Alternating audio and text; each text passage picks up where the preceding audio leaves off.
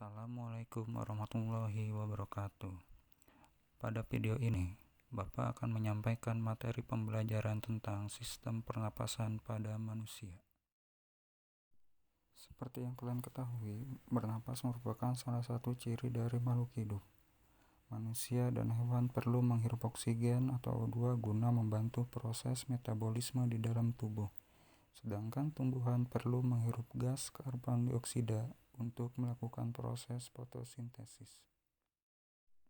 Selanjutnya, manusia dan hewan akan menghasilkan salah satu zat sisa metabolisme berupa gas karbon dioksida, yang mana gas tersebut dibutuhkan oleh tumbuhan. Sebaliknya, tumbuhan dari hasil fotosintesisnya, selain memproduksi cadangan makanan, juga akan menghasilkan dan mengeluarkan oksigen, yang mana sangat dibutuhkan oleh manusia serta hewan untuk keberlangsungan hidup.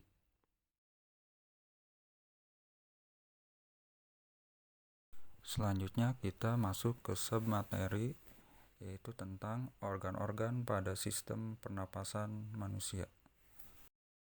Organ pernapasan yang pertama adalah hidung. Hidung merupakan pintu gerbang utama keluar masuknya udara. Di dalam dinding hidung terdapat rambut-rambut halus yang berfungsi untuk menyaring kotoran yang masuk bersama udara. Selain melalui hidung, udara juga bisa masuk dan keluar melalui mulut. Tetapi biasanya mulut digunakan ketika kondisi tubuh kita sedang ngos-ngosan atau ketika hidung kita sedang tersumbat akibat flu. Kedua, paring. Paring bisa dikatakan sebagai organ tenggorokan bagian atas. Paring terletak di belakang rongga mulut dan rongga hidung, yang mana fungsinya itu menyalurkan udara yang masuk melalui hidung dan mulut untuk diteruskan ke trakea atau batang tenggorokan. 3. Epiglotis. Epiglotis merupakan lipatan tulang rawan yang berbentuk daun dan terletak di belakang lidah atau di atas laring. Epiglotis akan terbuka saat kita sedang bernapas dan akan tertutup saat kita sedang menelan makanan ataupun minuman sehingga kita tidak tersedak. 4. Laring. Laring merupakan rumah bagi pita suara kita. Jumlah pita suara di dalam laring adalah berjumlah 2. Saat kita bernapas, kedua pita suara kita akan terbuka. Sedangkan saat kita akan menghasilkan suara, kedua pita suara tersebut akan saling menutup, berhimpitan.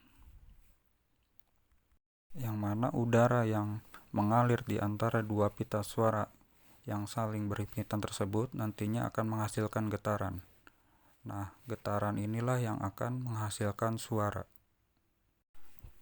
5. Trakea. Trakea bisa disebut juga sebagai batang tenggorokan. Trakea memiliki fungsi yang sangat vital untuk mengalirkan udara menuju paru-paru. Trakea memiliki panjang sekitar 10 cm dan berdiameter sekitar 2,5 cm. Trakea memanjang dari laring hingga ke bawah tulang dada yang disebut sternum.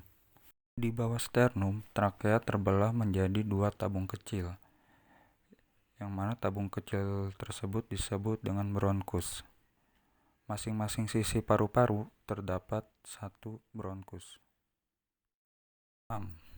Bronkus. Bronkus merupakan cabang batang tenggorokan yang terletak setelah trakea dan sebelum paru-paru. Bagian ini merupakan saluran udara yang memastikan udara masuk dengan baik dari trakea menuju paru-paru. Selain itu, bronkus juga berfungsi sebagai saluran yang mencegah infeksi. 7. Paru-paru. Paru-paru merupakan sepasang organ yang terletak di dalam tulang rusuk. Paru-paru terdapat di sisi kanan dan sisi kiri dada. Masing-masing sisi memiliki 1 paru. Peran utama paru-paru adalah menampung udara beroksigen yang kita hirup melalui hidung yang nantinya akan disebarkan ke seluruh tubuh. Kedelapan, alveoli atau alveolus. Alveoli atau alveolus merupakan kantung-kantung kecil di dalam paru-paru yang terletak di ujung bronchioles yang berfungsi untuk tempat pertukaran oksigen dan karbon dioksida di dalam tubuh. Sekian penjelasan dari Bapak. Untuk selanjutnya silakan kalian jawab soal-soal berikut ini ya.